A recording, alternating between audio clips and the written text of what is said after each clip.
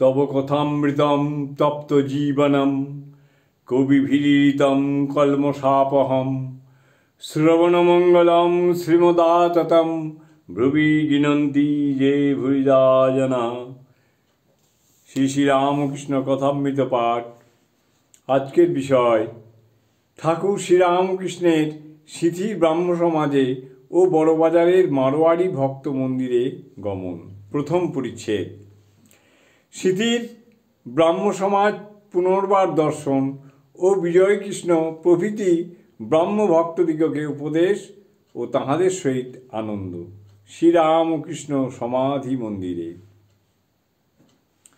আবার ব্রাহ্মভক্তেরা সিথির ব্রাহ্ম সমাজে মিলিত হইলেন কালী পূজার পরদিন কার্তিক মাসের শুক্লা প্রতিপদ তিথি 19শে অক্টোবর 1884 চৌঠা কার্তিক রবিবার। এবার শরতের মহোৎসব শ্রীযুক্ত বেণীমাধব পালের মনোহর উদ্যানবাটিতে আবার ব্রাহ্ম সমাজের অধিবেশন হইল। প্রাতঃকালের উপাসনাদি হইয়া গিয়াছে। শ্রী শ্রী পরমহংসদেব বেলা 4:30টার সময় আসিয়া পৌঁছিলেন। তাঁর গাড়ি বাগানের মধ্যে দাঁড়াইল। অমনি দলে দলে ভক্ত মণ্ডলাকারে তাহাকে ঘেরিতে লাগিলেন। প্রথম প্রকোষ্ঠ মধ্যে সমাজের বেদী রচনা হইয়াছে। সম্মুখে দালান, সেই দালানে ঠাকুর উপবেশন করিলেন। অমনি ভক্তগণ চারিধারে তাহাকে বেষ্টন করিয়া বসিলেন। বিজয়, তৈলোক্য ও অনেকগুলি ব্রাহ্মভক্ত উপস্থিত। তন্মধ্যে ব্রাহ্ম সমাজভুক্ত একজন সদরওয়ালারও সাব জজ আছেন। সমাজগৃহ মহোৎসব উপলক্ষে বিচিত্র শোভা ধারণ করিয়াছে। কোথাও নানা বর্ণের পতাকা, মধ্যে মধ্যে হর্মপরি বা বাতায়ন পথে নয়নরঞ্জন সুন্দর পাদপ বিভ্রমকারী বৃক্ষপল্লব।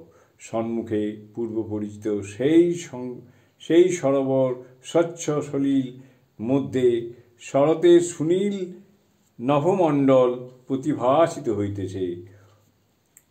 উদ্যানস্থিত রাঙা রাঙা পথগুলির দুই পার্শ্বে সেই পূর্ব পরিচিত ফল পুষ্পের বৃক্ষশ্রেণী। আজ ঠাকুরের শ্রীমুখ নিঃসৃত সেই বেদধ্বনি ভক্তেরা আবার শুনিতে পাইলেন, যে ধ্বনি আর্য ঋষিদের মুখ হইতে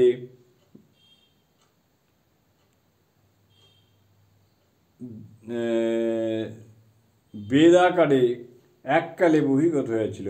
যে ধ্বনি আর্য ঋষিদের মুখ হইতে বেদাকারে এককালে বহির্গত হইয়াছিল, যে ধ্বনি আর একবার নবরূপধারী পরম সন্ন্যাসী ব্রহ্মগত প্রাণ জীবের দুঃখে কাতর ভক্তবৎসল ভক্ত অবতার হরি প্রেম বিহ্বল ঈশান মুখে তাহার দ্বাদশ শিখা সেই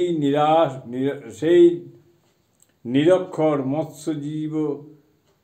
মৎস্যজীবীগণ শুনিয়াছিলেন, যে ধ্বনি পূর্ণক্ষেত্রে কুরুক্ষেত্রে ভগবান শ্রীকৃষ্ণের মুখ হইতে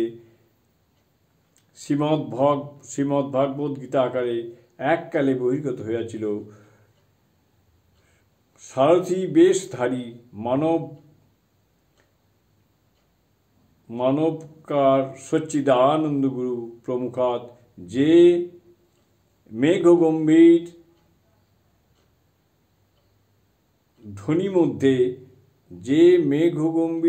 মধ্যে বিনম্র ব্যাকুল গুড়াকেশ কৌন্তেয় এই কথামৃত পান করিয়াছিলেন, যথা কবিং পুরাণমানুষাসিতার সর্বস্ব।